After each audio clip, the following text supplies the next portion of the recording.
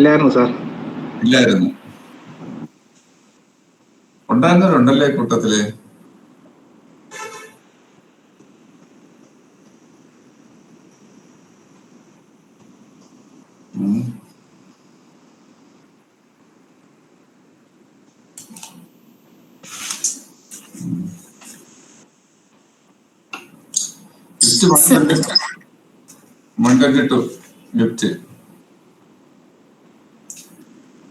Gift സാധാരണ transfer അല്ല gift, അതുപോലുള്ള അല്ല ഗിഫ്റ്റ് എന്ന് പറയുമ്പോൾ.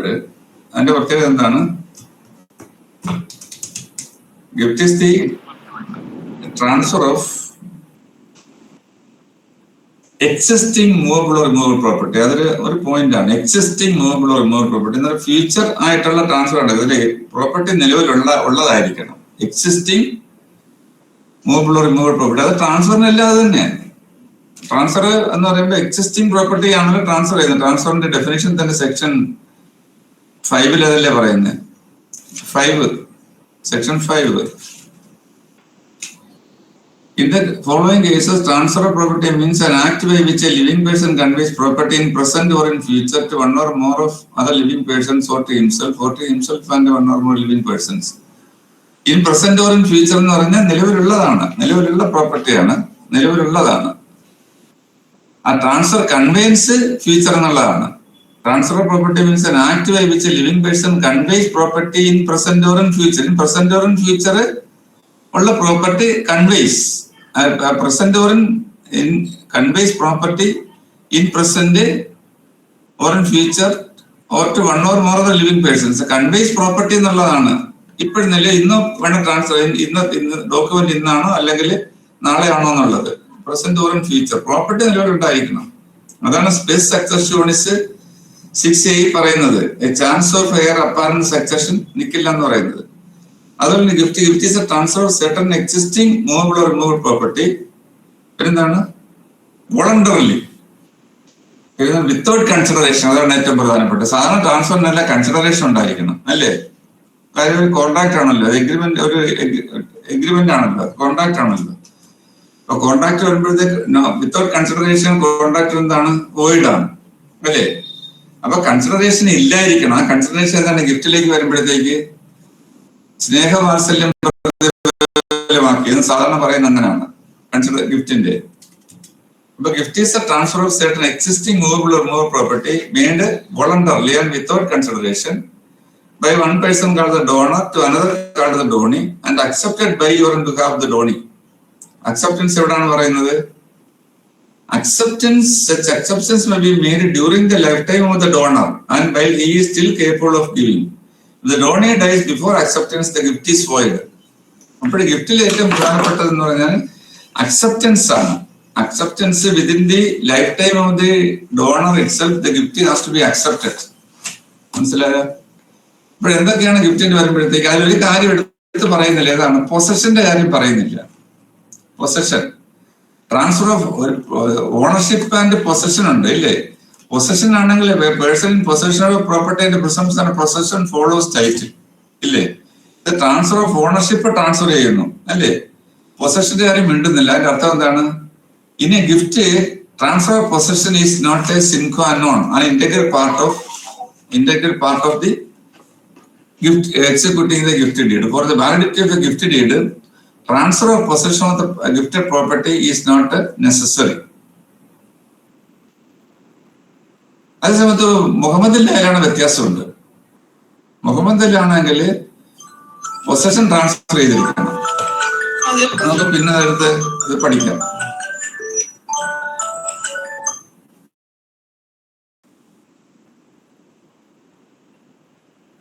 അങ്ങനെയുള്ളൊരു gift deed how can it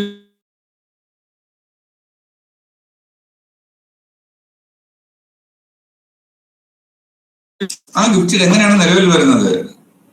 transfer how effected for the purpose of making a gift of removable property the transfer must be effected by a registered instrument signed by or on behalf of the donor and attested by at least 2 witnesses. അതാണ് gift ഡീഡിന്റെ പ്രാധാന്യം. എന്താണ്? Prasad sir ഉണ്ടോ? അല്ല, അത് ഞാൻ class എടുത്തോണ്ടിരിക്കുകയായിരുന്നു, പെട്ടെന്ന് disconnect ആയി. ഞാൻ കുറെ നേരം സംസാരിച്ച് ആരും കേട്ടുമില്ല, ആരും ഒന്നും പറഞ്ഞുമില്ല. അല്ല, ഞാൻ നോക്കിട്ട് കിട്ടുന്നില്ല. അപ്പൊ ഞാൻ വിചാരിച്ചെന്ന് ഞാനങ്ങ് തുടങ്ങാന്ന് വിചാരിച്ചു. അപ്പൊ അത് കഴിച്ചു, അത് നടക്കട്ടെ, കുഴപ്പമില്ല.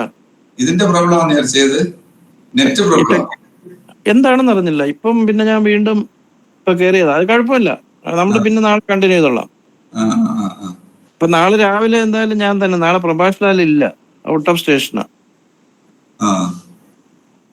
അപ്പം ക്ലാസ് കഴിഞ്ഞിട്ട് കാണാം, വിളിച്ചാ മതി. അപ്പോഴേ ഗിഫ്റ്റിന്റെ it should be attested by at least 2 witnesses എന്ന് പറയുന്നുണ്ടല്ലോ. അവിടെയാണ് എങ്ങനെയാണ് ഈ ഗിഫ്റ്റ് ഡീഡ് പ്രൂവ് ചെയ്യുന്നത് ഞാൻ ചോദിച്ചത്. സെക്ഷൻ BSA ഏതാണ് സെക്ഷൻ? അത് ഗിഫ്റ്റിന്റെ പ്രൂവ് ചെയ്യുന്ന വിറ്റ്നസ് അറ്റസ്റ്റ് ചെയ്തിട്ട് അറ്റസ്റ്റഡ് വിറ്റ്നസ് ഉള്ളതിന് എങ്ങനെ പ്രൂവ് ചെയ്യുന്നത്? ആർക്കും പറയാം? സെക്ഷൻ 68 ആണ് സർ. 68 പഴയ സെക്ഷൻ കറക്റ്റ് ആണത്. പഴയ എവിഡൻസ് ആയിട്ട് 68. ഇപ്പൊ സെക്ഷൻ 67 അല്ലേ? നോക്കിയാൽ 67 എടുത്ത് നോക്കിയാൽ പുതിയ BSA 67 അല്ലേ? അത് മാറ്റമുണ്ടോ കയ്യില്? ഉണ്ട് സർ, ഉണ്ട് സർ. 67 അല്ലേ? അത് 68 ആണോ? പഴയ സെക്ഷൻ 67 ആണ്. പഴയ സെക്ഷൻ 68 കറക്റ്റാ. 67 ആണ്. 67 പഴയതിൽ 68 ആണ്. 67 ആണ് അതിൽ പ്രധാനമായിട്ട് വരുന്നത്. അതെങ്ങനെയാണ് പ്രൂവ് ചെയ്യുന്നുള്ളതാണ്. 67 അറ്റ്ലീസ്റ്റ് അറ്റസ്റ്റഡ് വിറ്റ്നസ് ഉള്ളതിന്റെ ആണ് സെക്ഷൻ 67 വരുന്നത്. അത് ഏതൊക്കെ വരാം? ഗിഫ്റ്റ് കൂടാതെ ഏതൊക്കെ വരാം? ഡോക്യുമെന്റ് കമ്പൽസറി ആയിട്ട് അറ്റസ്റ്റഡ് വിറ്റ്നസ് ഉണ്ടായിരിക്കണം എന്ന് പറഞ്ഞ വാലിഡിറ്റിക്ക് ബില്ല് വരും. പിന്നെ എന്ത് വരും? മോർഗേജ് വരും. മോർഗേജിനും അറ്റസ്റ്റഡ് വിറ്റ്നസ് ഉണ്ടായിരിക്കും, രണ്ടുപേര് ഇല്ലേ? അങ്ങനെ വന്നാൽ ഇത് എങ്ങനെയാണ് പ്രൂവ് ചെയ്യുന്നത്? അപ്പൊ ഇത് രജിസ്റ്റർ ചെയ്തിരിക്കണമെന്നുണ്ട്. അപ്പൊ വലിയ അറ്റസ്റ്റഡ് ഇത് ഗിഫ്റ്റ് ഡീഡ് രജിസ്റ്റർ ചെയ്തിരിക്കണമെന്നുണ്ട്. കമ്പൽസറി രജിസ്റ്ററബിൾ ആണ്. ട്രാൻസ്ഫർ 54 ട്രാൻസ്ഫർ പ്രോപ്പർട്ടി ആണെങ്കിൽ, അല്ല ഇത് സെയിൽ ആണെങ്കിലോ 54 എടുത്ത് 54 അല്ലേ sale?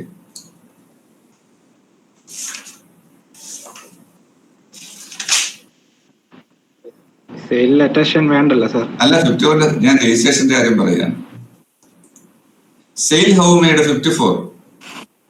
Sale is a transfer of ownership in exchange for a price paid or promised or part paid or part promised. So, transfer in the case of tangible immovable property of the value of 100 rupees and upwards, or in the case of a reversion or other intangible thing can be made only by a registered instrument. But sale ആകുമ്പോഴത്തേക്ക് 100 രൂപയ്ക്ക് അതിന് മുകളിലോ value ഉള്ള property ആണെങ്കിൽ മാത്രം registration മതി. In the case of tangible immovable property of a value less than 100 rupees and such transfer may be made either by registered instrument or by delivery of the possession. Appo delivery of tangible immovable property takes place when the seller places the buyer or such person as he directs the possession thereof. Sale ആണെങ്കിൽ movable property, tangible immovable property of a value less than 100 rupees ആണെങ്കിൽ വേണ്ട. മറ്റേ സാധാരണ property ആണെങ്കിൽ 100 രൂപയിൽ മുകളിലാണെങ്കിൽ register ചെയ്തിരിക്കണം. അങ്ങനെ ഒരു ഡിഫറൻസിയേഷൻ ഉണ്ട്. പക്ഷെ ഗിഫ്റ്റിലാണെങ്കിൽ അതില്ല. ഗിഫ്റ്റിലാണെങ്കിൽ ആ വാല്യൂ പറയുന്നില്ല. all documents in the case of all the cases of in the case of a gift deed, all such documents have to be registered. The registration transfer made 123 for the purpose of making a gift more property. The transfer must be effected by a registered instrument signed by or the donor and attested by at least 2 witnesses. അതില് ഈ tangible ഇമ്മൂവബിളും മൂവബിളും ഒന്നും പറയുന്നില്ല.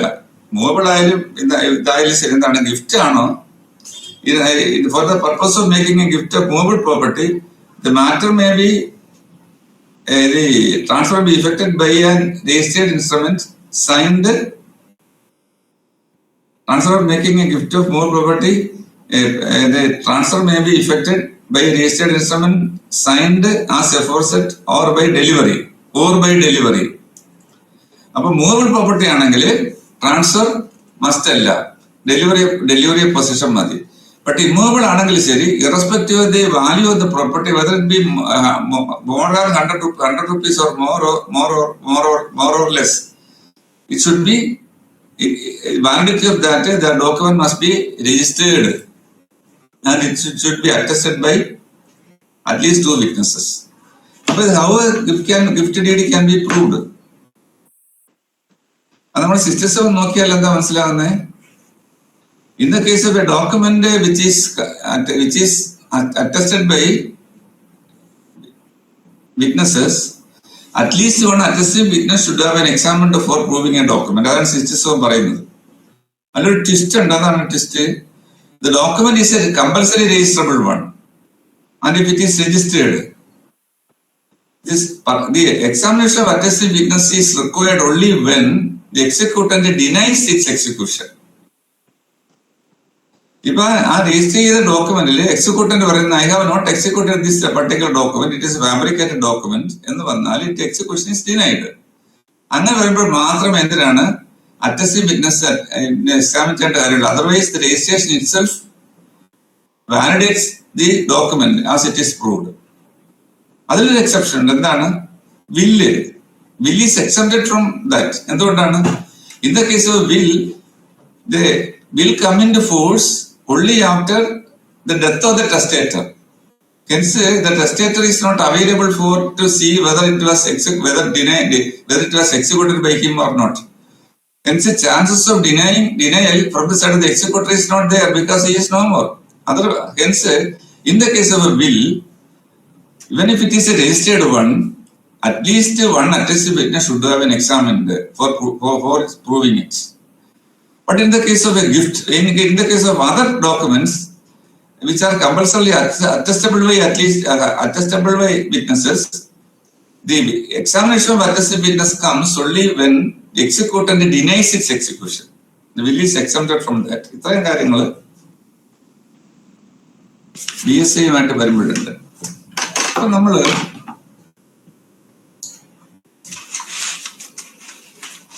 ഇപ്പൊ ഗിഫ്റ്റിൽ നമ്മൾ എന്തൊക്കെയാണ് ഗിഫ്റ്റിലേക്ക് വരുന്നത്? എന്തൊക്കെയാണ്? What are the essentials of A valid gift ചോദിച്ചാല് there must be transfer of ownership, but transfer of possession is not required. Transfer of possession is not required except in the case of a gift by a Muhammadan. അതുകൊണ്ടാണ് gift വരുമ്പോഴത്തേക്ക്, ഗീഡ് വരുമ്പോഴത്തേക്ക് സ്നേഹവാത്സല്യം പ്രതിഫലമാക്കി conditional gift execute ചെയ്യാം. Conditional gift condition ഒക്കെ അതിനകത്ത് അത് നമ്മൾ അടുത്തേക്ക് വരും. കണ്ടീഷൻ വാലിഡ് കണ്ടീഷൻ ആകുന്നപ്പോഴാണ് കണ്ടീഷൻ എന്ന് പറയുന്നത് പിന്നെ അതിന് ചില ലിമിറ്റേഷൻ ഉണ്ട് ആ കണ്ടീഷനിൽ. കണ്ടീഷണൽ ഗിഫ്റ്റ് ഇപ്പോഴേ സ്നേഹവാത്സല്യം എനിക്ക് എന്റെ മക്കൾ അല്ലെ എന്നെ സ്നേഹവാത്സല്യം പ്രതിഫലമാക്കി ഞാൻ ഇത് എക്സിക്യൂട്ട് ഈ വസ്തു നിന്റെ പേരിലേക്ക് ദാനമായി തന്നിരിക്കുന്നു, ഇത് നീ കൈവശം വെച്ച് കരമുടുക്കി പരിപൂർണ സ്വാതന്ത്ര്യത്തെ അനുഭവിക്കുന്നതിന് തടസ്സമില്ലാത്തവന്ന്. എന്നാൽ എന്റെ മരണകാലം വരെ എനിക്ക് വസ്തു എനിക്കിതിൽ ആദായം എടുത്ത് ഇതിൽ താമസിക്കാനുള്ള അവകാശമുണ്ട് എന്ന് വന്നാൽ എന്താണ്? Possession is not transferred. Possession is retained by the donor. മരണശേഷമേ അപ്പൊ അയാൾക്ക് അപ്പൊ ഈ acquires ownership on the date of execution of the document. ഒരു രജിസ്റ്റേർഡ് ഡോക്യുമെന്റ് എക്സിക്യൂട്ട് ചെയ്താല് എന്നാണ് അത് നിലവിൽ വരുന്നത്? വെറുതെ date of execution or date of preparation of the document. Document ഇന്ന് പ്രിപ്പയർ ചെയ്തു, 2 ദിവസം അവധിയായിരുന്നു, 4-ാമത്തെ ദിവസം കൊണ്ട് രജിസ്റ്റർ ചെയ്തു. When the validity of the document starts from which date? The date of execution അത് ഡേറ്റ് ഓഫ് എക്സിക്യൂഷൻ ആണോ, ഡേറ്റ് ഓഫ് രജിസ്ട്രേഷൻ ആണോ, date of execution ആണോ, ഡേറ്റ് ഓഫ് പ്രിപ്പറേഷൻ ആണോ? എക്സിക്യൂട്ട് ചെയ്യണം.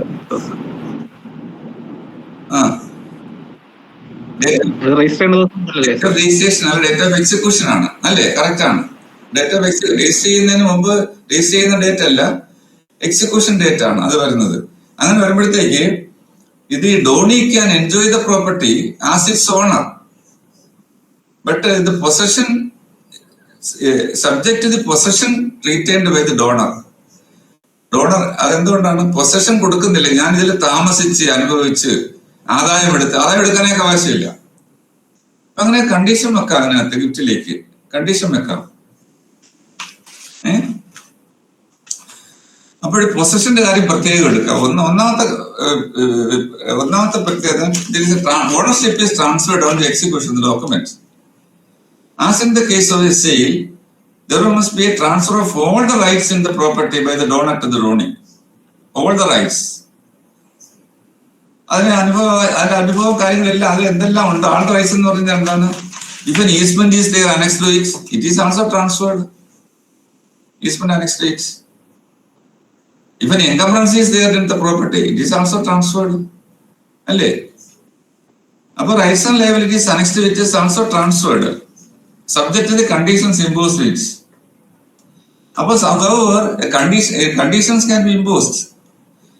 The only restriction is that the conditions must not be repugnant to section 10 to 34 of the Property Act, Transfer of Property Act. നമ്മുടെ section 14 വരെ വന്നിട്ടുള്ളൂ.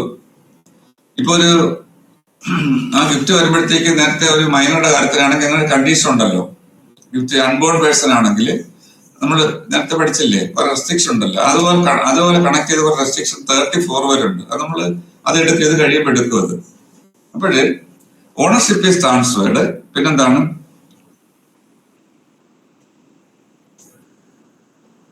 The property must be in existence. നാളെ ഫ്യൂച്ചറിൽ വരുന്നത് എനിക്ക് ഇനി ഇത് കിട്ടാൻ പോകുന്ന വസ്തു ട്രാൻസ്ഫർ ഗിഫ്റ്റ് ചെയ്യാൻ പറ്റില്ല. Property must be in existence. Property gift must be made of existing movable or movable property capable of being transferred. Future property cannot be transferred. അടുത്താണ്, transfer of possession is not a sine non for the validity of a gift. പിന്നെന്താണ്? The transfer must be without consideration. സ്നേഹവാത്സല്യം പ്രതിഫലമാക്കിയെന്നല്ല, മറ്റൊരു monetary consideration ഒന്നും പാടില്ല. ആ consideration എന്ന് പറയുന്നതാണ് monetary consideration ആണ്. Monetary consideration and does not include natural love and affection. പിന്നെന്താണ്? It must be made voluntarily, എന്നുവെച്ചാൽ with free consent. The consent should not be untainted by force, fraud or undue influence. അങ്ങനെ ഉണ്ടാക്കിയ gift void ആണ്. Voluntary gift must be made voluntarily. ആ വാക്കാലത്ത് അങ്ങനെ ഉണ്ട്, voluntarily. When a document can be said to be executed involuntarily, if it was vitiated by fraud, force, undue influence, അതൊക്കെ വന്നാൽ എന്താണ്? It cannot be said that it was executed voluntarily.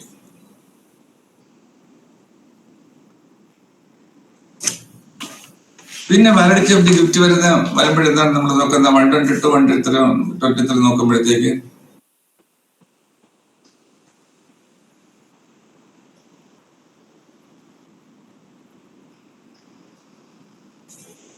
the donor must be a competent person. അല്ലേ? He must have attained the majority. A person of possessive sound mind and should not be otherwise disqualified. The donee can become a minor can become a donee. മൈനറുടെ പേര് gift ചെയ്യാം, പക്ഷെ minor cannot become a donor. നമ്മൾ നേരത്തെ അത് പഠിച്ചതാണ്. അതിന്റെ വരുമ്പോഴത്തേക്ക് ആക്ഷണൽ ക്ലെയിമിലൊക്കെ വന്നതാണ് അതൊക്കെ, അല്ലേ? Minor can become a beneficiary. എന്തുകൊണ്ട്? It is for the benefit of the minor. Property is gifted, but he cannot become but a minor cannot gift a property, become a donor. Something is parted from the ownership of the minor. അത് minor ആണെങ്കിൽ guardian bad act പ്രകാരമാണ്. It can be only with the consent of the court. അല്ലെങ്കിൽ natural guardian ആണെങ്കിൽ natural guardian can entertain such a transfer for the benefit of the minor. അത് വേറെ ആണ് കയ്യിരിക്കുന്ന property കൊടുക്കുന്ന benefit അത് വരുന്നല്ലോ. പേഴ്സൺ ഓഫ് അൺസോൺ മൈൻഡ് ആണെങ്കിൽ manager appointed by the court under the Lunacy Act is competent with the permission of the court. അങ്ങനെയൊക്കെയുള്ള person must be a donor, must be a competent person. Competent person എന്ന് പറഞ്ഞാൽ എന്താണ്? He must attain majority, possess a sound mind and should not be otherwise disqualified from executing such a document. അതാണ് competency വരുമ്പോൾ ഇത്ര 3 കാര്യങ്ങൾ വരും. A person of attained majority or possess a sound mind and should not be otherwise disqualified. Otherwise disqualified എന്ന് പറഞ്ഞൊരു എന്താണ്?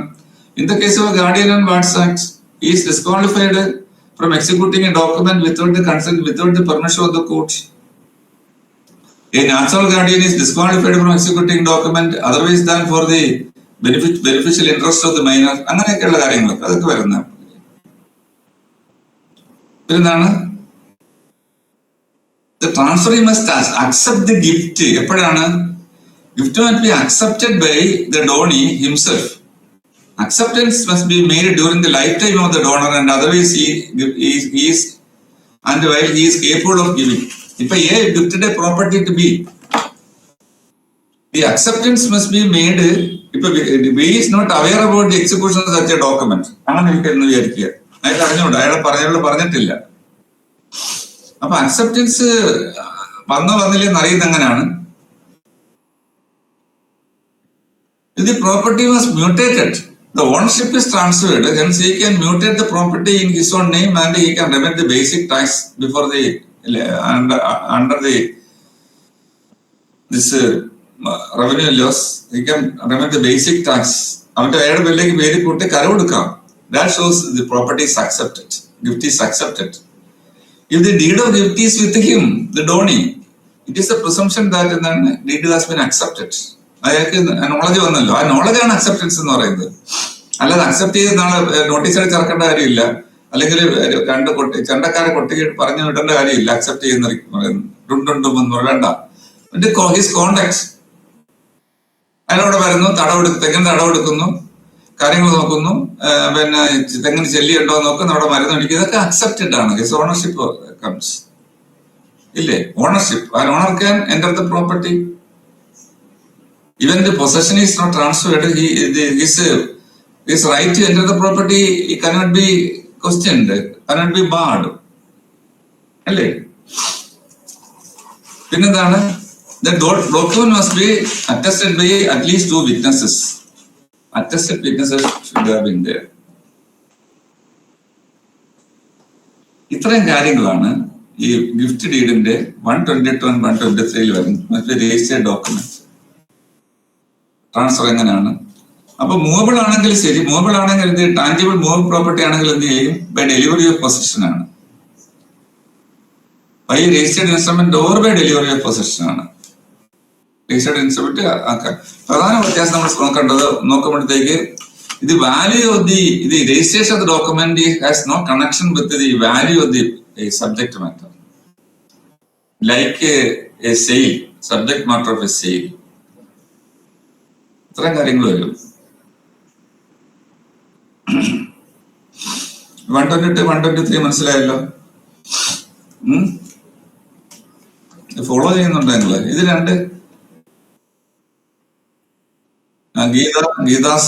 ഗീതാബായി, ഗീതി, Steffi,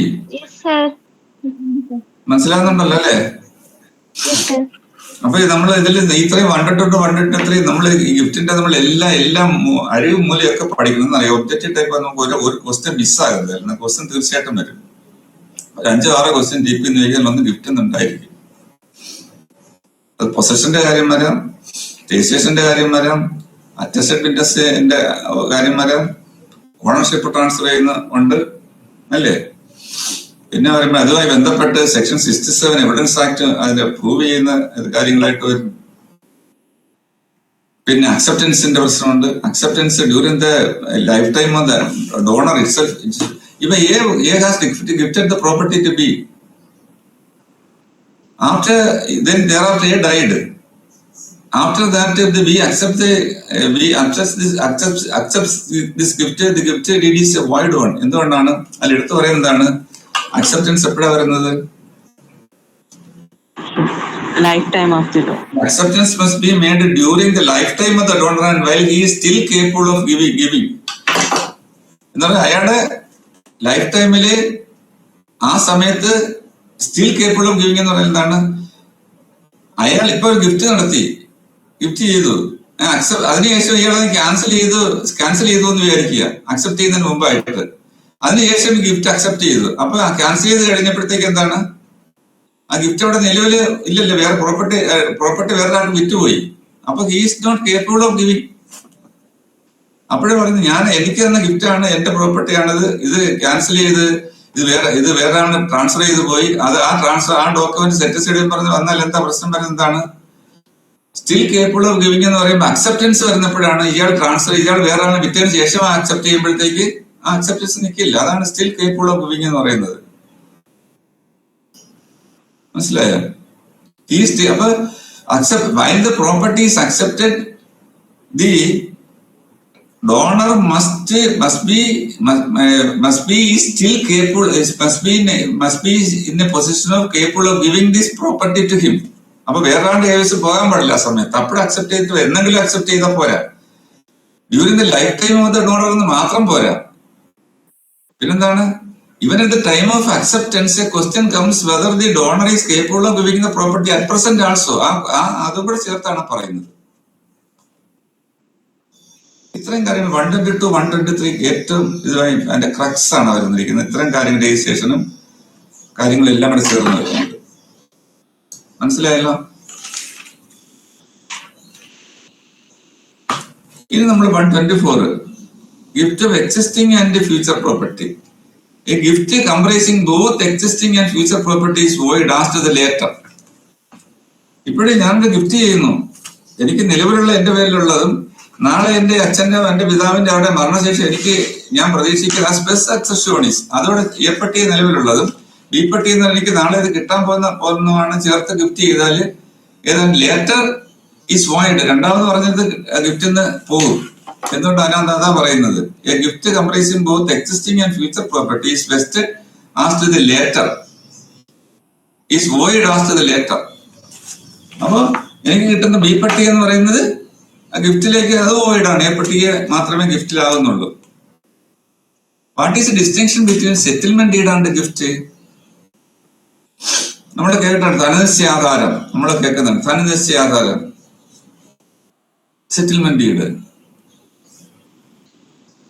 എന്താണ് വ്യത്യാസം? കറക്റ്റാണ്. ഫാമിലിക്കകത്ത് ചെയ്യുന്നതാണ്, ഫാമിലിക്കകത്തുള്ള ഗിഫ്റ്റ് ആണെന്ന് പറയുന്നത് സെറ്റിൽമെന്റ്. അത് ഗിഫ്റ്റ് ആണ്, ഇറ്റ് ഇസ് ഗിഫ്റ്റ് ആണത്. ഗിഫ്റ്റ് ചെയ്യുന്ന ആർക്കും ഗിഫ്റ്റ് ചെയ്യാം, പുറത്തൊക്കെ ആർക്കും വേണം പ്രോപ്പർട്ടി ഗിഫ്റ്റ് ചെയ്യാം. പക്ഷെ ഫാമിലിയിൽ ബന്ധപ്പെട്ടതാണ് സെറ്റിൽമെന്റ് ഡീഡ് വരുന്നത്, അല്ലേ? ധനനിശ്ചയാധാരം. അപ്പൊ settlement deed it is styled as ധനനിശ്ചയാധാരം മലയാളം, അല്ലേ? അത് പറയുന്നത് it is also transactions it is also falling under section 122 of the Transfer Property Act. അതെല്ലാം അതിനകത്ത് വരുന്നതാണ്. ധനനിശ്ചയാധാരത്തിൽ വന്നാൽ ഇതെല്ലാം അതിനകത്ത് വരും. ഈ ധനനിശ്ചയാധാരം എവിടെയാണ് ഡിഫൈൻ ചെയ്തിരിക്കുന്നത്? ആർക്ക് പറയാം? It is not defined in the Transfer Property Act. Registration Act ലാണ് sir. It is there in the Kerala Stamp Act. Stamp ആക്ടിൽ ഡിഫൈൻ ചെയ്തിട്ടുണ്ട്. ധനനിശ്ചയാധാരം എന്താണെന്ന് ഡിഫൈൻ ചെയ്തിട്ടുണ്ട്.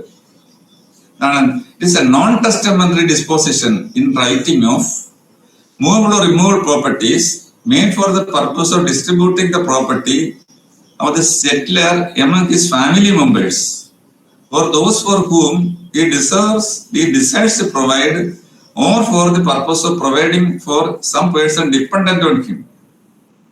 അത് 1991 1 KLJ 530 district collector versus Shahul Hameed and another. അതിലാണത് ധനനിശ്ചയാധാരത്തെ പറ്റി ഡിവിഷൻ ബെഞ്ച് പറയുന്നുണ്ട് അതിനെ പറ്റി എന്താണെന്നുള്ളത്. അതാണ് ഞാനിപ്പോ വായിച്ചത്. 1991 1 KLJ ആണ്. KLJ 530 district collector versus Shahul Hameed. അപ്പോ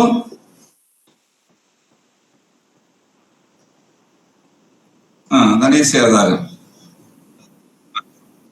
ഡെഫിനിഷനാണ് ഞാൻ പറഞ്ഞത്. കേരള സ്റ്റാമ്പ് ആക്ടില് ഡിഫൈൻ ചെയ്തിട്ടുണ്ട്. ഇത് കേട്ടോളൂ.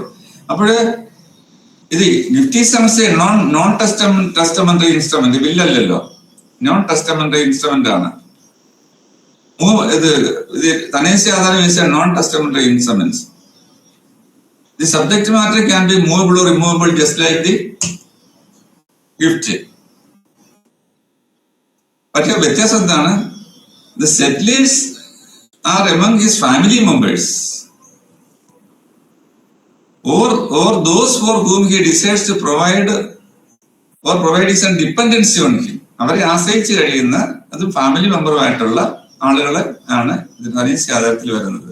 അത് സ്റ്റാമ്പ് ആക്ട് വരുമ്പോഴത്തേക്ക് അതിന് സ്റ്റാമ്പ് ഡ്യൂട്ടി ഒക്കെ കുറവ് വന്നിട്ടുണ്ട്, കുറയ്ക്കുന്ന പ്രത്യേകമാണ് സ്റ്റാമ്പ് ഡ്യൂട്ടി ഒക്കെ. അപ്പൊ but gift is not restricted to among the members of the settler or persons dependent on him. Settler എന്ന് പറഞ്ഞാൽ എന്താണ്? Who is the owner of the property and execute the settlement deed. Settler അല്ലേ? അപ്പൊ അയാളുടെ member ആയിരിക്കണമെന്നില്ല, അതിന് depend ചെയ്യുന്ന ആൾക്കാർ. അപ്പൊ ഡിപ്പെൻഡ് ചെയ്തവർക്കും ഫാമിലി അല്ലെങ്കിൽ ഫാമിലി മെമ്പർ ഏതെങ്കിലും ആകാം. ഇതാണ് ഈ സെറ്റിൽമെന്റ് ഡീഡിനേക്ക് വരുന്നത്. മനസ്സിലായല്ലോ?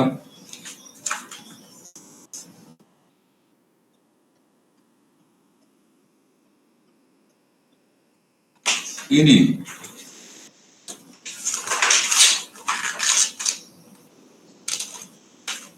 അക്സെപ്റ്റൻസിന്റെ കാര്യം ഞാൻ പറഞ്ഞു.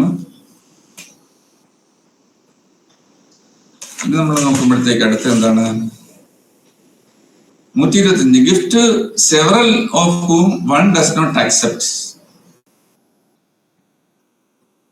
A gift of a thing to two or more donors of whom one does not accept it is void as to the interest which he would have taken had he accepted. ഒന്നിൽ കൂടുതൽ പേർക്ക് ഒരു ഡോക്യുമെന്റിൽ gift ചെയ്യണം ഭാഗങ്ങൾ. അങ്ങനെ ആകുമ്പോഴേ ഒരാൾ അക്സെപ്റ്റ് ചെയ്യുന്നില്ല.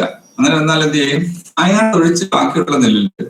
അതാണ് gift of a thing to two or more donors of whom one does not accept it is void as to the interest which he would have taken had he accepted. അയാൾ accept ചെയ്യുന്നെങ്കിൽ അതിൽ എന്താണോ gift പ്രകാരം കിട്ടുമായിരുന്നത് അത് void ആണ്, ആ ഭാഗം. അത് മാത്രം, അല്ലാതെ എന്റെ ഡോക്യുമെന്റ് പോവില്ല. അതും ഒബ്ജക്റ്റീവ് ടൈപ്പ് ഒക്കെ ചോദിക്കാം, ചോദ്യം ചോദിക്കാൻ പറ്റുന്ന ഭാഗമാണ് അതൊക്കെ.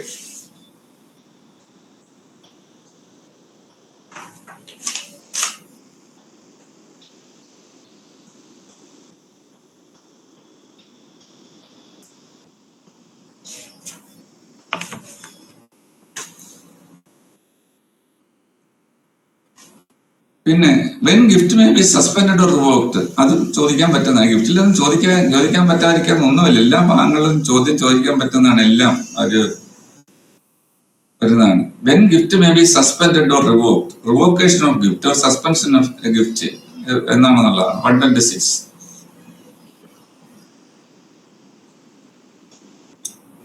The donor and donee may agree that donor and donee may agree that on the happening of any specified event which does not depend on the will of the donor, a gift shall be suspended or revoked. അപ്പോൾ happening of a specified event, ഒരു specific event എന്താണെന്നുള്ളത്, അതിന്റെ happening അത് അതിൽ വരുന്നത് on the happening of a specified event a gift shall be suspended or revoked.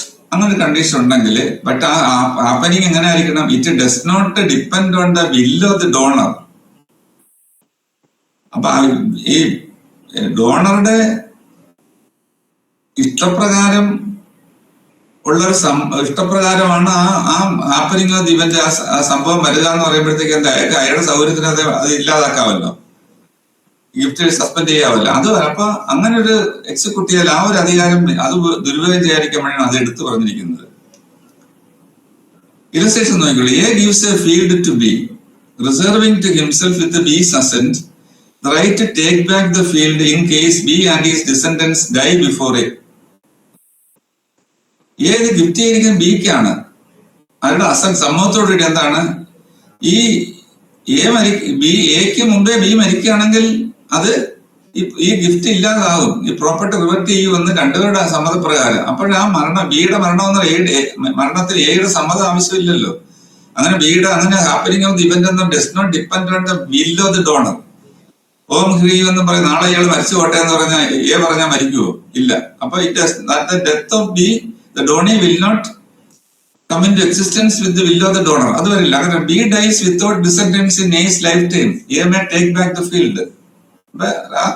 അത് resign ചെയ്തു, revoke ചെയ്തു, വന്നു. അതാണ് the donor and donee may agree. Donor and donee may agree. Donor മാത്രമല്ല, രണ്ടുകൂടെ ചേർന്നുള്ളതാണ് അതിനകത്ത്. രണ്ടുപേരും ഒപ്പിടണം. അപ്പൊ the donor and donee may agree that on the happening of a specified event which does not depend on the will of the donor. അതാണ് illustration A. Shall be suspended or revoked, but a gift which the parties agree that to be revocable wholly or in part at the mere will of the donor is void wholly or in part as the case may be. പക്ഷെ ഡോണറുടെ വിൽപ്രകാരം ഡോണറുടെ ഇച്ഛാനുസരണം നടക്കുന്ന ഒരു സംഭവമാണ് പറയുന്നതെങ്കിൽ that condition is void ആണ്, gift is valid. രണ്ടാമത്തെ നോക്കിക്കോളൂ. A gives a lakh of rupees to B, reserving to himself with the B's assent the right to take back at the pleasure of 1,000 out of the lakh. ഇപ്പോൾ അങ്ങനെ ഒരു condition വരികയാണെങ്കിൽ എന്താണ്, അയാളുടെ ഇഷ്ടപ്രകാരമുള്ള ഇതെന്ന് പറയുമ്പോഴത്തേക്ക് ആ ഭാഗം, അത്രയും ഭാഗം നിലവിൽ നിൽക്കില്ല, ഗിഫ്റ്റിലേക്ക് വരില്ല. ഇപ്പൊ 1,00,000 രൂപ കൊടുക്കുന്നു, gives a lakh of rupees, ഗിഫ്റ്റ് ചെയ്യുകയാണ്. അതിൽ പറയുന്നുണ്ട് 10,000 രൂപ right to take back at the pleasure of the donor. At the pleasure, rupees charges out of the lakh. The right to take back at the pleasure, rupees 10,000 out of the lakh. A gives a lakh of rupees to B, reserving to himself with the B's assent the right to take back. At the pleasure, അയാളുടെ ഇഷ്ടാനുസരണം എടുക്കുന്നതാണ്. The gift holds goods as to 90 but is void as to 10,000 which continue to belong to you. അപ്പോഴ് ഈ 1,00,000 രൂപ കൊടുത്തതിൽ അതിൽ പറഞ്ഞു, എനിക്ക് ഒന്നേ ദിവസം 1,00,000 രൂപ ഞാൻ ഇത് സ്നേഹവാത്സല്യം പ്രതിഫലമാക്കി തരുന്നതിൽ 10,000 രൂപ എന്ന് പറഞ്ഞ് എനിക്ക് എപ്പോ വേണേലും എന്റെ ഇഷ്ടാനുസരണം എനിക്ക് തിരികെ എടുക്കാവുന്നതാണ് അതിൽ നിന്നും എന്ന് പറഞ്ഞാൽ, even if the donee accept that covenant regarding the condition regarding 10,000 rupees fails because എന്താണ്, that taking back of the 10,000 rupees is left at the pleasure of the donor without the consent or connivance or consent or permission of the or act of the donee is not required for that. അതുകൊണ്ടാണത് വരുന്നത്. അപ്പൊ അതിൽ വരുന്നത് എന്താണ്, അങ്ങനെ അയാളുടെ ഇഷ്ടാനുസരണം മാത്രം വരുന്ന ഒരു സംഭവമാണെങ്കിൽ, if that subsequent happening or subsequent event is left at the pleasure of the donor, to that extent the gift is void ആണ്. അതാണ് the donor and donee may agree that on the happening of a specified event which does not depend on the will of the donor, the gift shall be suspended or revoked. But a gift which the parties agree shall be revocable wholly or in part at the mere will of the donor is void wholly or in part as the case may. Void ആണ് അത്. ഞാൻ ആദ്യം പറഞ്ഞാൽ void ആണ്, wholly or in part as the case may. A gift may also be revoked in any of the cases, save one or failure of consideration if it was a contract, it might be resigned at. അപ്പോഴേ a gift may also be revoked in any of the cases, save want or failure of consideration in which if it were a contract it might be resigned. ഒരു gift ഒരു contract resign ചെയ്യുന്നതിന്, അത് ഇല്ലാതാകുന്നതിന് ഉള്ള എന്തെല്ലാം condition ഉണ്ടോ ആ കണ്ടീഷനിൽ ഏതെങ്കിലും വന്നാലും ആ ഗിഫ്റ്റ് റിവോക്ക് ചെയ്യാം. പക്ഷേ കൺസിഡറേഷൻ, ഫെയിലിയർ ഓഫ് കൺസിഡറേഷൻ മാത്രം അതിനകത്ത് വരില്ല. എന്തുകൊണ്ട്? ഗിഫ്റ്റിന് കൺസിഡറേഷൻ ഇല്ല. അതുകൊണ്ട് for save want or failure of consideration എന്നുള്ളതാണ്. അവിടെ ഒരു കോൺട്രാക്ട് ആയിട്ട് നമ്മൾ എടുക്കുകയാണെങ്കിൽ എന്തൊക്കെയാണ് വരുന്നത്? ഗിഫ്റ്റ് വരുമ്പോഴത് കോൺട്രാക്ട് ആക്ടില് കോൺട്രാക്ട് ഈസ് റിസൈൻഡ് എപ്പോഴാണ് വരുന്നത്?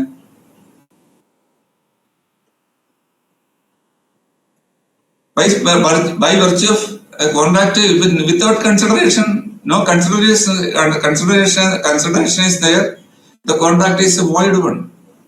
റിസൈൻഡ്, പക്ഷെ ഗിഫ്റ്റിൽ അത് വരില്ല, എന്താണ് കൺസിഡറേഷൻ ഇല്ലാത്തതുകൊണ്ട് അതെല്ലാം മാറ്റി നിർത്തിയിട്ടുണ്ട്. ബാക്കിയെല്ലാം വരും. Section 19 of the Indian Contract Act, coercion, fraud, misrepresentation, etc. The contractors happen to be executed by way of coercion, fraud, misrepresentation. Other gift is also executed by virtue of that. The gift can be revoked. Section 19, undue influence. Contract Act Section 19, undue influence. Section 39, refusal to perform the contract wholly. If the one party is refusing to perform the contract wholly, the contract can be resigned. If a condition is there in the gift regarding that, if the other party is refused to perform it, it can be resigned. Reciprocal promise is there.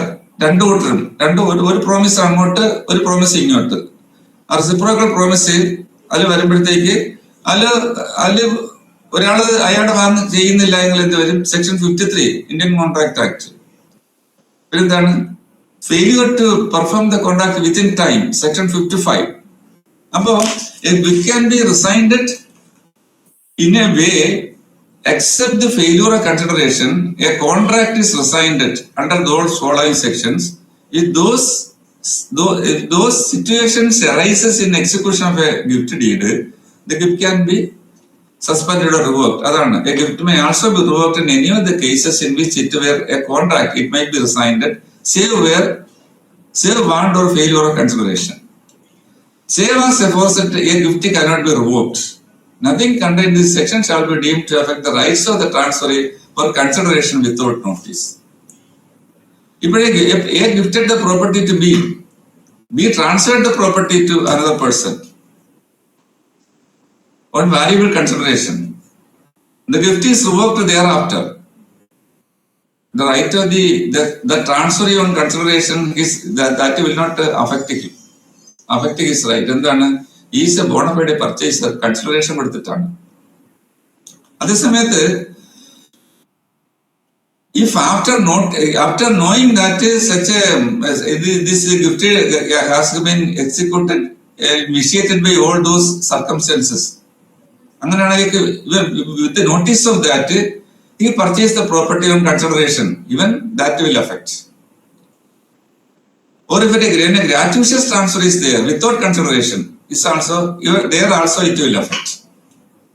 ഇപ്പോഴേ ഇങ്ങനെ വരുമ്പോഴത്തേക്ക് without consideration property is transferred by the donee. അപ്പോൾ എന്താണ്? Gratuitous transfer ആണ്. No consideration is there. അല്ലേ? അയാൾ വേറൊരാളിന് gift ചെയ്യല്ലേ, വേറെ ട്രാൻസ്ഫർ ചെയ്യാണ്.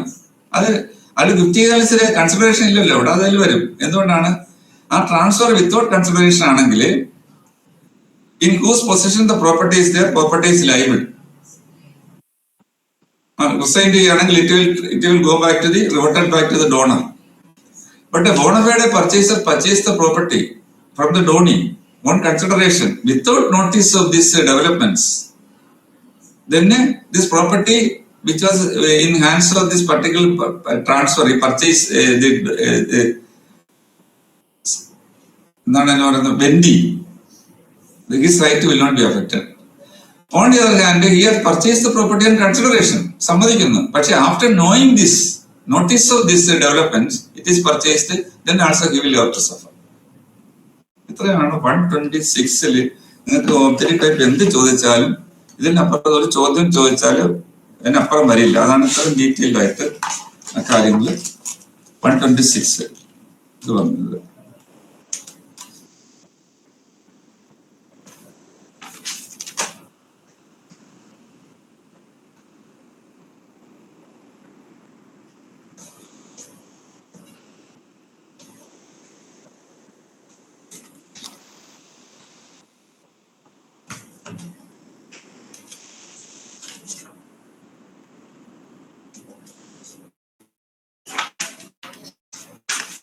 ലാസ്റ്റ് പറഞ്ഞ നിങ്ങൾ ശ്രദ്ധിച്ചു ഒന്നുകൂടെ. Revocation will not affect revocation and subsequent transfer രണ്ടുകൂടെ വരുമ്പോഴത്തേക്ക് those will not affect the rights of a transferee for consideration without notice. അത് അണ്ടർലൈൻ ചെയ്യണം. Without consideration, without notice. ഞാൻ വില കൊടുത്ത് വാങ്ങിയത് ഇപ്പൊ ജോലി നോക്കാൻ പറയാൻ പറ്റില്ല. ഇത് അറിഞ്ഞുകൊണ്ട് വാങ്ങിയതാണെങ്കിൽ പറ്റില്ല. That is A purchase on consideration. Who had no knowledge about the right of revocation is there, his right is protected. Such a benefit cannot be claimed by a transferee without consideration or a transferee for consideration if he had a notice of the right of revocation. ഇപ്പൊ ഒരു gift കൊടുത്തിട്ട് revoke ചെയ്യാന്ന് വിചാരിക്കുക. ആ revocation അറിഞ്ഞുകൊണ്ട് ഇപ്പൊ ഞാൻ A ബിക്ക് ഗിഫ്റ്റ് ചെയ്തു, എന്നിട്ട് ഇത് റിവോക്ക് ചെയ്തു. ബി എന്ത് ചെയ്തു? ബി ഇത് മറച്ചു വെച്ചിട്ട് ഈ വസ്തു വേറെ ആണ് വിൽക്കുന്നു. അങ്ങനെ വരുമ്പോൾ ആ വാങ്ങുന്ന ആൾ എന്താണ്? Is Innocent purchase without notice of revocation purchased it. അപ്പൊ അത് ഇയാൾ ആ റൈറ്റിനെ അഫക്ട് ചെയ്തില്ല. ഈ റിവോക്ക് ചെയ്ത് അറിഞ്ഞിട്ട് കാശ് കൊടുത്ത് വാങ്ങിച്ചു. റിവോക്ക് ചെയ്ത് അറിയാതെ കാശ് കൊടുത്ത് വാങ്ങിച്ചു. അതാണ് നേരത്തെ പറഞ്ഞത്. റിവോക്കേഷൻ അറിഞ്ഞിട്ട് കാശ് കൊടുത്ത് തന്നെ വാങ്ങിച്ചാൽ വിത്ത് നോട്ടീസ് ആകുമ്പോഴത്തെ അത് അഫക്ട് ചെയ്യും. പിന്നെന്താണ്? ഈ റിവോക്ക് ചെയ്ത് അറിഞ്ഞിട്ട് സ്വന്തം ആർക്കെങ്കിലും ബന്ധുക്കളുടെ പേരിൽ അതങ്ങ് എഴുതി വെച്ചു, അത് ഗിഫ്റ്റ് ചെയ്തു വിത്തൗട്ട് കൺസിഡറേഷൻ, വേറൊരു ഗിഫ്റ്റ് ചെയ്തു. The person who had entered subsequently, his right will not be protected. ഇത് മനസ്സിലായിട്ടുണ്ടല്ലോ.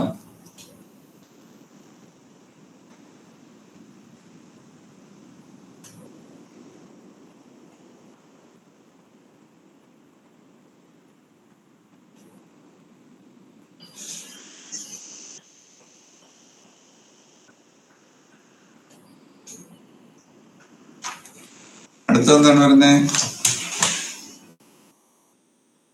ഓണറസ് ഗിഫ്റ്റ്. പിന്നെന്താണ്? യൂണിവേഴ്സൽ ഡോണി. ഓണറസ് ഗിഫ്റ്റ് എന്ന് പറഞ്ഞാൽ എന്താണ്? ഓണറസ് ഗിഫ്റ്റ് എന്ന് പറഞ്ഞാല് ഗിഫ്റ്റിൽ തന്നെ ചെറിയ ബേർഡൻ കൂടെ വെക്കുകയാണ്. വേറെ gift is in the form of single ഒരു ട്രാൻസാക്ഷൻ ആണ്. ഒരു ട്രാൻസാക്ഷൻ പല പ്രോപ്പർട്ടി കൊടുക്കുന്നു, എ ബി സി കൊടുക്കുന്നു. വേറെ gift is in the form of a single transaction to the same person.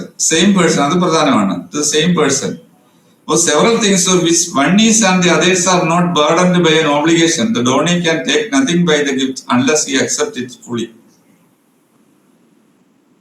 What a transaction ആണ്. A transact the 2 or 3 items of property to B. അതിൽ വരുന്നത് എന്താണ്? അതിൽ ഒരു പ്രോപ്പർട്ടിയുടെ പുറത്ത് കുറച്ച് ലൈബിലിറ്റി പറയുകയാണ്. അതിനകത്ത് ബേർഡൻ ഉണ്ട്. അതിനകത്ത് തന്നെ അത് എന്താണ്? വേറെ gift is in the form of a single transaction the same person. അത് രണ്ട് ആ വലിയ ഓണേഴ്സ് ഗിഫ്റ്റിൽ ഏറ്റവും പ്രധാന 2 വാക്കുകളാണ്. എന്താണ്? Single transaction, same person. Single transaction, same person. or several things of which one is and the others are not burdened by an obligation. ഒരെണ്ണത്തിനകത്ത് ഇയാൾക്ക് is ബർഡൻഡ് by an obligation. കുറെ ബാധ്യത അതിനകത്ത് വരുന്നുണ്ട്. അപ്പൊ അയാൾ എനിക്ക് അത് വേണ്ട, എനിക്ക് എനിക്ക് അത് വേണ്ട, എനിക്ക് മറ്റേ 2 മതി. അങ്ങനെയൊക്കെ പറ്റില്ല. എന്തുകൊണ്ടാണ്? Gift is achieved by single transaction. ഒറ്റ ട്രാൻസാക്ഷനിലാണ് അയാളുടെ പേരിൽ. അപ്പൊ he can approbate and reprobate. അങ്ങോട്ടും ഇങ്ങോട്ടും പറ്റില്ല. ഏതെങ്കിലും ഒന്ന് എടുക്കാൻ പറ്റൂ. ഒന്ന് നിങ്ങൾ എടുക്കുകയാണെങ്കിൽ ഇത് മൊത്തം എടുക്കണം. ആ ഓബ്ലിഗേഷൻ കൂടെ you have to take the shoulder the responsibility of the obligation also. Otherwise you have to disown it. അതാണ്. The donee can take nothing by the gift unless he accepts it fully. അതാണ്. അതേസമയത്ത് തന്നെ രണ്ടാമത്തെ നോക്കിക്കോളൂ. വേറെ gift is in the form of 2 or more separate and independent transfers. ഒന്നിൽ കൂടുതൽ ഡോക്യുമെന്റില് പ്രത്യേകമാണ്. ഇത് independent transfers to the same person of several things. ഇത് ആളൊന്ന് തന്നെ, പക്ഷെ 2 മുതൽ 1 കൂടുതൽ ഡോക്യുമെന്റിലാണ് അത് കൊടുത്തിരിക്കുന്നത്. പ്രോപ്പർട്ടികൾ അതിൽ പറഞ്ഞിരിക്കുന്ന ഇന്ന ഡോക്യുമെന്റിൽ ഇത്ര നമ്പർ ഡോക്യുമെന്റിൽ അതില് ഇന്ന ലയബിലിറ്റി ഉണ്ടെങ്കിൽ അയാൾക്ക് അത് വേണ്ടാന്ന് വെക്കാം.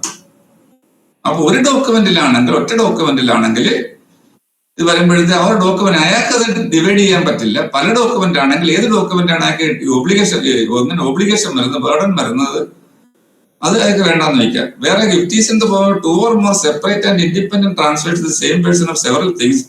The donee has at liberty to accept one of them and refuse the others, although the former may be beneficial and the later onerous. മനസ്സിലായില്ലേ? അടുത്തത്, donee not competent contract and accepting property burdened by an obligation is not bound by his acceptance. But if after becoming a competent contract and being aware of the obligation, he retains the property given, he becomes so bound. A donee of non-competent contract and accepting property burdened by an obligation is not bound by his acceptance. A donee not competent contract, but this property has been transferred and gifted to the former of a minor or a person of unsound mind. Minor on the booty total. You owner's gift, burdened. രണ്ട് മൂന്ന് transaction ആണ്, രണ്ടു മൂന്ന് document പ്രകാരം കൊടുത്ത് ഒന്ന് രണ്ടെണ്ണം ആണെങ്കിൽ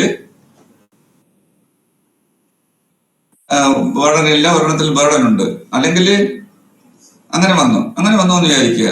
അപ്പൊ donee is not competent contract, അത് മൈനറാണ്. And accepting property burdened by an obligation is not bound by his acceptance. അപ്പോഴ് അയാൾ എങ്ങനെ അക്സെപ്റ്റ് അയാൾ അങ്ങനെ മൈനർ ആകുമ്പോഴത്തേക്ക് അയാൾക്ക് വേണ്ടി രക്ഷാകർത്താവായിരിക്കും ആരെങ്കിലും ആയിരിക്കും ചെയ്യുന്നത്. അപ്പോഴ് but if after becoming competent contract and being aware of the obligation he returns the property given he becomes so bound. അപ്പോഴ് when the minor becomes majority, attains majority, on 18 years, he has to decide whether it is to be accepted or not. The acceptance during the period of this incompetency is not burdened with any liability upon the minor in an onerous gift. But he has got the freedom to decide, choose on attaining majority. That minority, incompetence തീരുന്ന സമയത്ത് person of unsound mind ആണെങ്കിൽ when he becomes sound mind. Minority ആണെങ്കിൽ when he attains majority, he has the option to decide whether it is accepted or not. If he retains the property and enjoying the property, the presumption is that he had accepted it.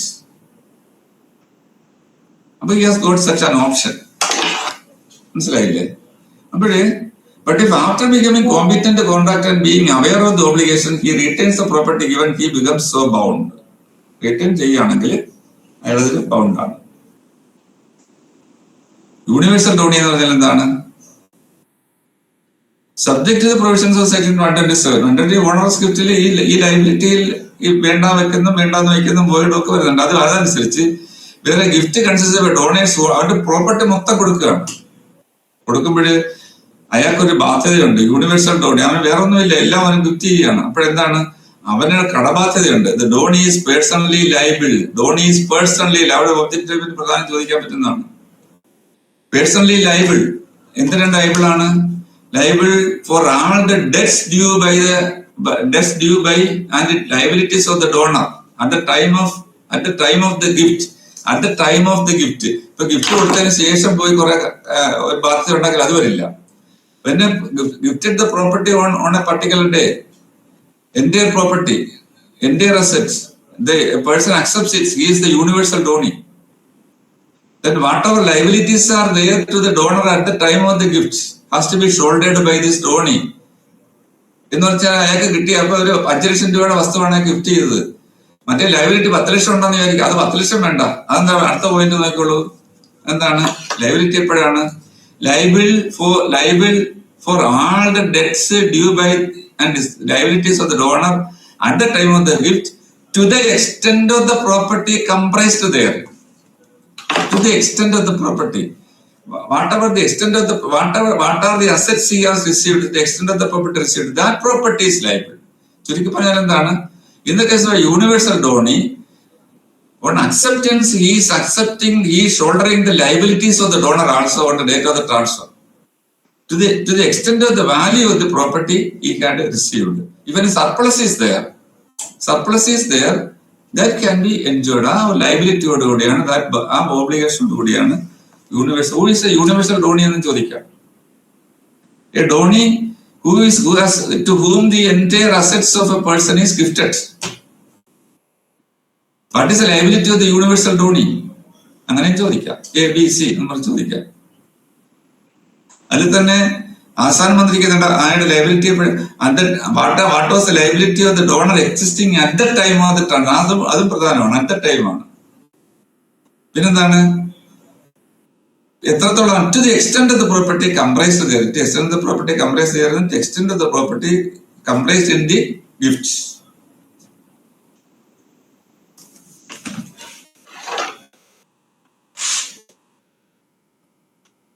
നിങ്ങൾ എത്ര പേര്? 2, 4, 6, 7 പേരെ ഉള്ളോ? ഇടയ്ക്ക് നേരെ വീട്ടിൽ പോയിട്ടുണ്ടല്ലേ? ഈ കയറിയൊരു നേരത്തെ ഇടയ്ക്കിടയ്ക്ക് പോയിട്ടുണ്ടല്ലോ. കുറെ പേര് കളിക്കാൻ വരുന്നുണ്ട് ഇതിനകത്ത് കേട്ടോ. സെക്കൻഡ് ഷോ കുറച്ച് കറക്റ്റ് പരസ്യം കഴിഞ്ഞ് കയറാം, അല്ലെ മാറ്റി, അല്ലെ നമുക്ക് ഇടി വരുമ്പോ കയറാം, അല്ലെങ്കിൽ പ്രേമരംഗം വരുമ്പോ കയറാം.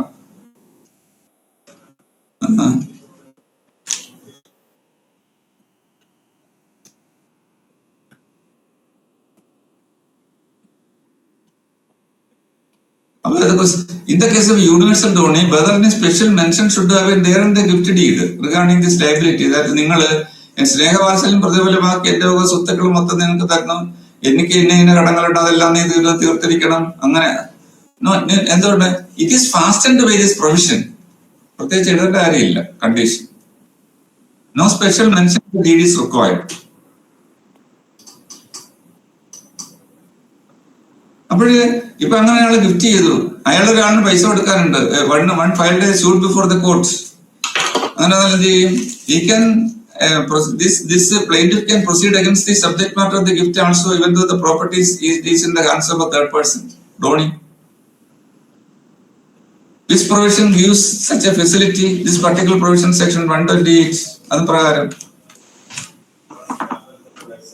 പ്രകാരമാണ് വരുന്നത്. എന്ത്? He has got that property is liable. അപ്പൊ എന്ത് ഡിഫൻസ് ആയിരിക്കും മറ്റേ എടുക്കാൻ പറ്റുന്നത്? ഇത് 10 ലക്ഷം രൂപയുടെ കേസാണ്, പക്ഷെ തന്ന പ്രോപ്പർട്ടി ആകെ 5 ലക്ഷം രൂപയുടെ വിലയേ ഉള്ളൂ. I am not liable for that. No personal.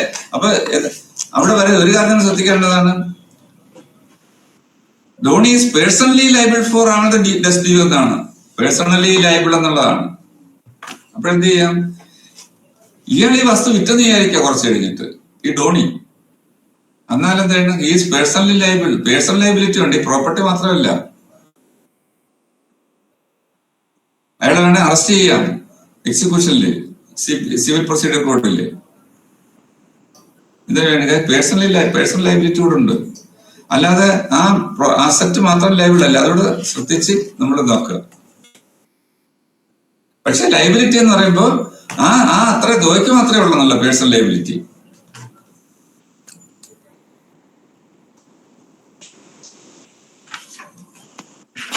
എന്താണ്?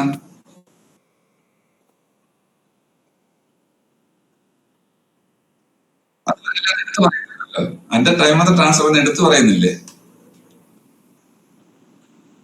അല്ലെങ്കിൽ ഈ ഗിഫ്റ്റ് ചെയ്തതിനു ശേഷം ഇയാളായിട്ടൊന്ന് പിണങ്ങി ഈ നടന്ന് കടം വാങ്ങിക്കാന്ന് വിചാരിക്കുക. എല്ലായിടും നടന്ന് എല്ലാം ഈ പാവം പിടിച്ച കൊടുക്കണോ? അക്സെപ്റ്റ് ചെയ്ത് കഴിഞ്ഞാൽ പിന്നെ അയാൾക്ക് പിന്നെ രൂപയ്ക്ക് വേണ്ട എടുത്തോണ്ട് പോകാൻ പറയാനൊക്കെ. പിന്നെ എടുത്തോണ്ട് പോകാൻ പറയുന്നേ. ഞാൻ എന്റെ കൊച്ചിലുള്ള സംഭവം പെട്ടെന്ന് ഓർത്ത് വന്നു. ഞാൻ അന്ന് 10-12 വയസ്സുള്ള സൈക്കിൾ പഠിച്ച സമയം, പഴയ സൈക്കിള് കൊണ്ടുവന്ന് എടുത്ത് ഇട്ടോ നമ്മൾ ചവിട്ടിപ്പോ അതിന്റെ ചെയിൻ കക്കിപ്പോയി പുറത്ത്. എനിക്കിത് ഇടാൻ പറ്റുന്നില്ല. അപ്പൊ ഞാനത് ഉരുട്ടി അവിടെ നോക്കുമ്പോൾ ഒരാളെ സൈക്കിൾ റിപ്പയർ ഇരിപ്പുണ്ട് അവിടെ കൊണ്ടുവന്നിട്ട്. ഇത് പോയല്ലോ. ഞാൻ കൊച്ചനാണല്ലോ. അപ്പൊ അയാളത് ഇട്ട് തന്നു. ഇട്ടതിന്റെ കാശ് വെച്ച്, എന്റെ കാശൊന്നുമില്ല. ഞാൻ പറയുന്ന ഇയാളെ ഊരി ഇട്ടളെന്ന് പറഞ്ഞു. ചെയിൻ കക്കി എടുത്തിട്ട് തന്നല്ലോ. അപ്പൊ ഞാൻ പറഞ്ഞു എന്റെ കാശ് നിങ്ങളത് ഇളക്കി ഇട്ടാല് ഞാൻ വെട്ടിക്കൊണ്ട് പോക്കളാം എന്ന് പറഞ്ഞാൽ ഗിഫ്റ്റ് ചെയ്ത് അയാൾക്ക് പറയാൻ പറ്റില്ല. എന്ത്? ഞാനത് അക്സെപ്റ്റ് ചെയ്ത ഇതിനെ തിരിച്ചെടുത്തോണ്ട് പറയാൻ പറ്റില്ല. പിന്നെ റിവോക്ക് ചെയ്യാൻ പറ്റും. റിവോക്ക് ചെയ്യണം നമ്മൾ നേരത്തെ വരുന്ന കണ്ടീഷനില്ല, റിവോക്കേഷൻ വരുന്നുള്ളൂ.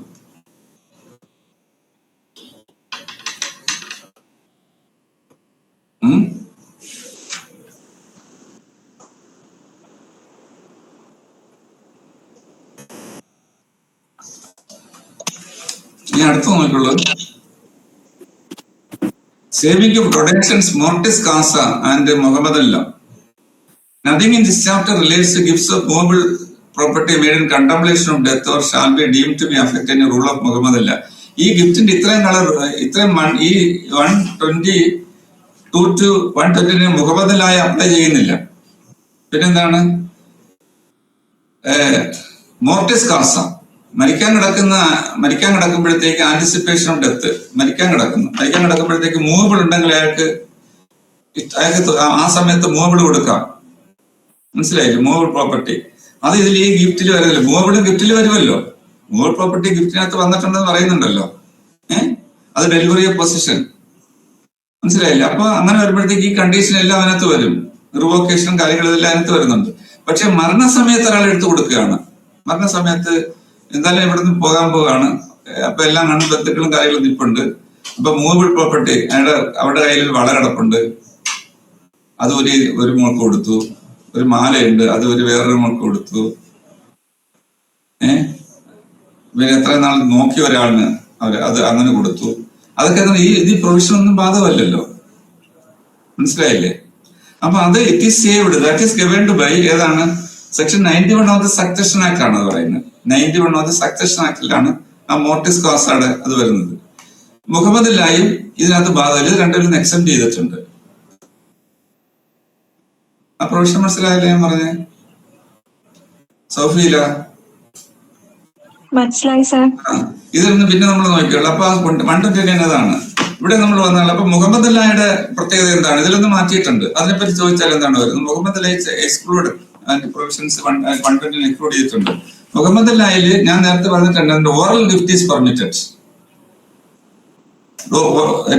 ഡോക്യുമെന്റ് വേണ്ട, രജിസ്റ്റർ ചെയ്യണ്ട, ചെയ്താൽ കുഴപ്പമില്ല, ചെയ്യണമെന്നില്ല. ഇവൻ ഓറൽ ഗിഫ്റ്റ് ഈസ് പെർമിറ്റഡ്. പിന്നെന്താണ്? Possession must be transferred. മറ്റേ സിഗിക്ക് വെച്ചാൽ പൊസഷൻ കൊടുക്കേണ്ട കാര്യമില്ല. ഓണർഷിപ്പ് ട്രാൻസ്ഫർ ചെയ്ത് പൊസഷൻ കൊടുക്കേണ്ടത്. Possession must be transferred. അപ്പൊ Mohammedan law gift need not be in writing. രണ്ടുപേരും അറ്റസ്റ്റ് ചെയ്യേണ്ട കാര്യമില്ല. റൈറ്റിംഗ് ഉണ്ടല്ലോ, അറ്റസ്റ്റ് ചെയ്യേണ്ട കാര്യമില്ല, രജിസ്റ്റർ ചെയ്യേണ്ട കാര്യമില്ല. പക്ഷെ എന്ത് ചെയ്യണം? ഒരു ഡിക്ലറേഷൻ വേണം. എന്താണ്? ഇത് ഗിഫ്റ്റ് ചെയ്യുകയാണെന്ന് ഡിക്ലറേഷൻ വേണം. എഴുതിയാൽ തന്നെ രജിസ്റ്റർ ചെയ്യേണ്ട കാര്യമില്ല, അറ്റസ്റ്റ് ചെയ്യേണ്ട കാര്യമില്ല. ഡിക്ലറേഷൻ വേണം. The intention of the declarant donor എന്താണ്? ഞാനിത് ഇഷ്ടദാനമായിട്ട് കൊടുക്കുകയാണ് എന്ന് കൊടുക്കുകയാണ്.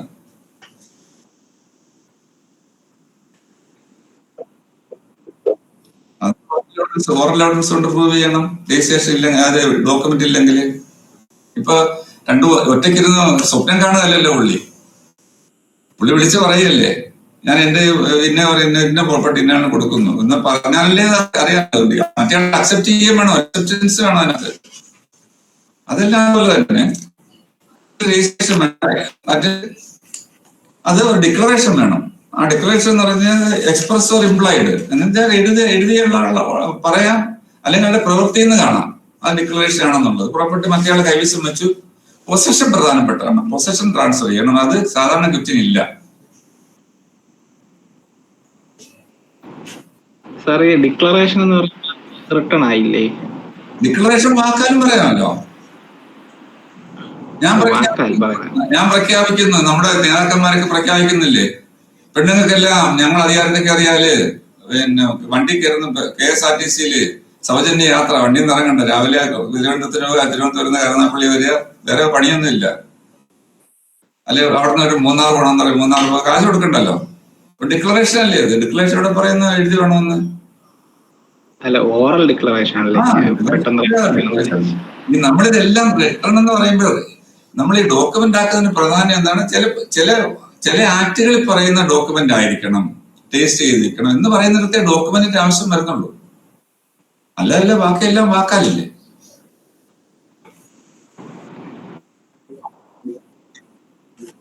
വഖഫ്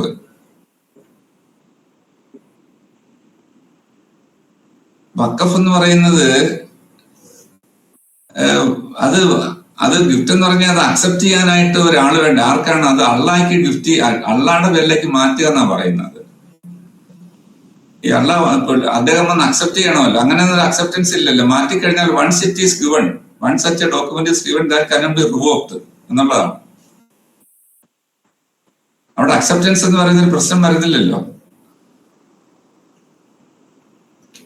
മനസ്സിലായില്ലേ? ഇന്ന സ്പെസിഫിക് പർപ്പസിന് വേണ്ടി അവർ അങ്ങനെ വിട്ടുകൊടുക്കുന്നതാണ് ഈ ഗിഫ്റ്റ്, ഈ വഖഫ് എന്ന് പറയുന്നത്. അത് പിന്നെ റിവോക്ക് ചെയ്യാൻ പറ്റില്ല. അത് അവർക്ക് ആ പർപ്പസിന് വേണ്ടി അവരതങ്ങ് ഉപയോഗിക്കണം എന്നുള്ളത്. അതിനുവേണ്ടി വഖഫ് ബോർഡും കാര്യങ്ങളും. ഞാൻ വഖഫ് ജഡ്ജിയായിട്ട് എറണാകുളത്ത് ഇരുന്നാണ്. ഞാൻ ഒരു കൊല്ലമായപ്പോ ഞാൻ സലാം പറഞ്ഞ അവിടെ നിന്ന് MSc ഓടിപ്പോയി. അപ്പൊ അത് അങ്ങനെയുള്ളതാണ്.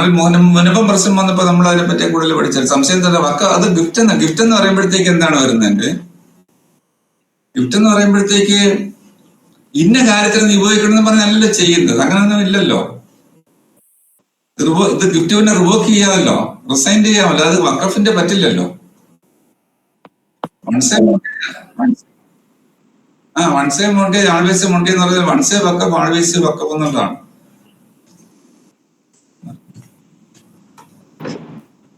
സാർ അത് ഈ ഏലിയനേഷൻ എതിരല്ലേ? അപ്പൊ വൺസേ വഖഫ് ഓൾവേസ് വഖഫ് എന്ന് പറഞ്ഞാൽ അത് പ്രത്യേക ആക്ട് ആണല്ലോ. പ്രത്യേക ആക്ട് അല്ലേ അതിനുവേണ്ടി കൊണ്ടുവന്നിരിക്കുന്നത്. അതുകൊണ്ടാണല്ലേ പ്രത്യേക ആക്ട് കൊണ്ടുവരുന്നത്. അല്ലാതെ എങ്ങനെ നിൽക്കും ആ കാര്യങ്ങളൊക്കെ?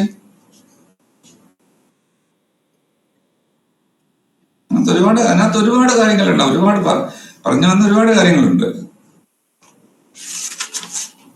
ഇത്രയുമാണ് നമ്മള് ഗിഫ്റ്റിന്റെ കാര്യത്തിന് വന്നിരിക്കുന്നത്. എല്ലാം തീർന്നു. അപ്പൊ ഗിഫ്റ്റ് കാര്യങ്ങൾ തീർന്നു. സാലിയൻ ഫീച്ചേഴ്സ് മുഹമ്മദ് ലാല് തീർന്നു. പ്രസാദ് സാർ വന്നിട്ടുണ്ട്. എന്തായാലും പറഞ്ഞിട്ട് വൈകിട്ട് നാളെ പ്രഭാഷ് സാറില്ല. അത് നോക്കിയിരുന്നു പറയാൻ. അല്ല അത് കുഴപ്പമില്ല. അതിവരറിയില്ല. ഇന്ന് ക്ലാസ് ഇല്ലേ? അല്ല ക്ലാസ് തീർന്നോ? ആ ക്ലാസ് തീർന്നു. 8:30 തീർന്നു. അപ്പൊ നാളെ ഞാനും ഇല്ല. രാവിലെ എനിക്ക് ബുദ്ധിമുട്ടാണ്. രാവിലെ വേണ്ട. നാളെ സോമൻ സാർ എടുത്തോ. എത്ര മണിക്ക് എടുക്കും? വൈകിട്ട് ഞാൻ 6:30 പറ്റില്ല. എനിക്ക് ഫിസിയോതെറാപ്പിക്ക് വരുന്നുണ്ട് ഇന്ന് മുതലേ. അല്ലെന്നേ, രാവിലെ അല്ലെങ്കിലും എടുക്കില്ല. അല്ല, വൈകിട്ടാ വരുന്നത് ഫിസിയോതെറാപ്പിസ്റ്റ്. അപ്പൊ ഒരു കാര്യം ചെയ്യാം, ഒരു 7:30 മുതൽ എടുക്കാം. വൈകിട്ടോ? 7 മുതൽ എടുക്കാം.